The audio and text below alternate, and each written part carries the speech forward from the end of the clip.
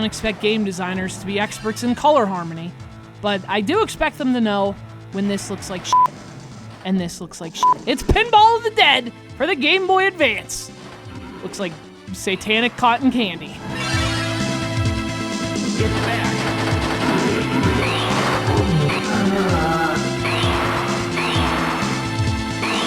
So I've mentioned this phenomenon before that I've noticed, that a lot of Game Boy Advance games were just incredibly, ridiculously, almost unbelievably overrated by critics when they first came out. It's like it's to the point where I almost think there was some kind of conspiracy afoot. It was that pervasive. Like, I almost want to call up Deep Throat and ask him about it, but I'm afraid of the repercussions. Case in point, this hideous mess of color murder that you see before you. And look, I'm not going to name names because, again, I'm afraid to end up on a spaceship.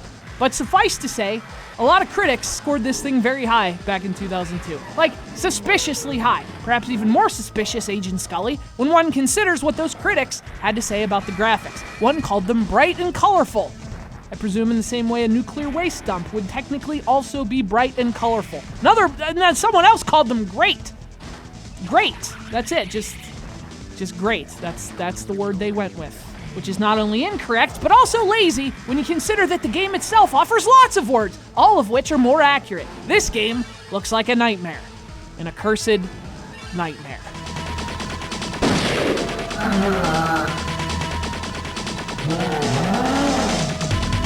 Gary, let me up!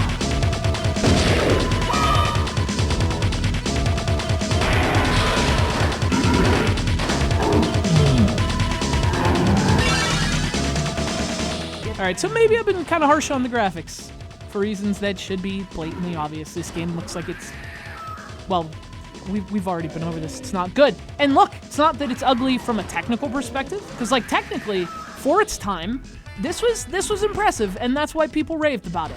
But it's also just a classic case of people getting so excited, so wrapped up about hardware and advancements and technology that they fail to see the art through the tech.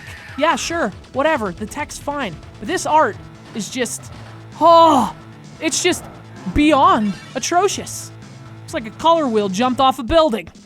Anyway, boy, this just keeps getting off the rails. Obviously not a fan of the art, but again, it is technically well done, and the game actually plays pretty well, so that's the good news. There is good news here. More bad news too, but let's show some mercy here. We'll get to that in a minute. Good news is, the game's definitely fun to play. You have to spell words amidst all the chaos. Not that you'd know that.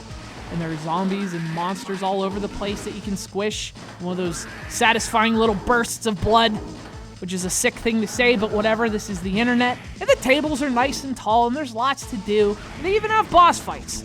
So, it's a good life lesson, in a way. Ugly people can be fun to hang around with, too. It's just that, who wants to hang out with ugly people?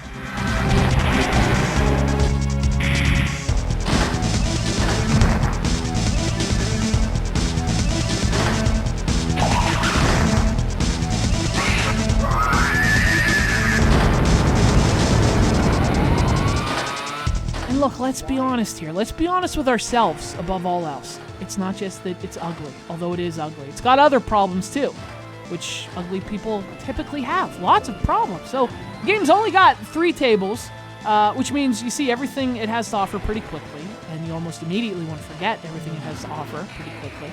And in terms of their objectives, they're all kind of similar, or at least they're more similar than you'd like them to be from such a small selection. But I think the biggest problem is the ball physics. The ball is way too floaty, and there's nothing worse than floaty balls. And the bounce is a little bit unpredictable sometimes, so, I mean, even the gameplay could have used some work here. So again, it's not like it's just the graphics, it's the physics, and the slowdown, and the similarity, and this, holy crap, Superman ice cream. This looks just like Superman ice cream. It's Pinball of the Dead for the Game Boy Advance. It looks exactly like Superman ice cream. It can be fun. Certainly has its moments. I'm not saying it's a bad game. What I'm saying is trust no one. Least of all the internet, circa 2002. You have no future.